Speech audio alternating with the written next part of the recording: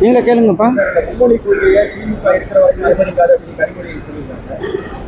அதாவது திமுக வந்து அவங்க திமுகவினர் நடத்துகிற பள்ளிகளில், குறிப்பாக திமுகவினுடைய முக்கியமான நிர்வாகிகள் நடத்துகின்ற சிபிஎஸ்இ ஸ்கூலில் நாங்கள் வேறொரு மொழியை நடத்த மாட்டோம் அல்லது ஹிந்தியை பற்றி வைக்க மாட்டோம் அப்படின்ட்டு அவங்க யாராவது பள்ளிகளை மூடுவதற்கு தயாரா? இல்லை. ஏன்னா அவங்க வந்து ஏழை எளிய மக்களினுடைய ஏழை எளிய மாணவர்கள் வந்து இன்னொரு கூடுதலாக ஒரு மொழி படிக்கக்கூடாது என்பது தான் அவர்களுடைய எண்ணமாக இருக்கிறது.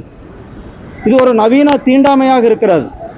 ஒரு மெட்ரிகுலேஷன் படிக்கிற பையன் இப்போ ஸ்கூலில் படிக்கிற பையனுக்கு உரிமை இருக்கிறது 3 மொழி கற்றுக்கிறதுக்கு. சிபிஎஸ்இ ஸ்கூலில் படிக்கிற பையனுக்கு 3 மொழிகளில் கற்றுக்கிறதுக்கான உரிமை இருக்கிறது.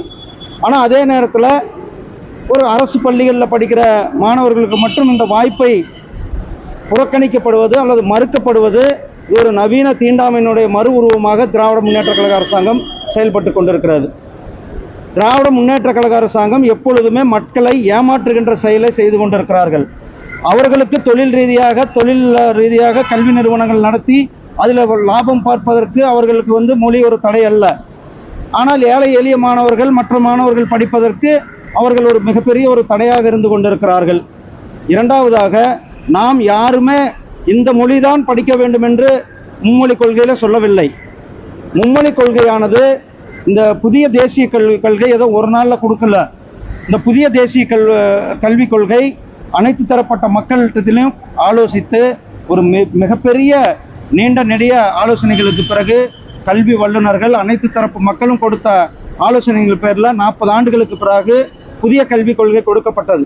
இந்த புதிய கல்விக் கொள்கை இன்றைய காலத்திற்கேற்ப நம்மளுடைய இளைஞர்கள் உலகத்தரமான உலகளவில் போட்டி போடுவதற்காகவும், அதே போல் தாய்மொழியை இதில் மிக முக்கியமாக இந்த புதிய கல்விக் கொள்கையில் தாய்மொழி ஆரம்ப கல்வியில் தாய்மொழி கல்வியை போற்றுகிறது.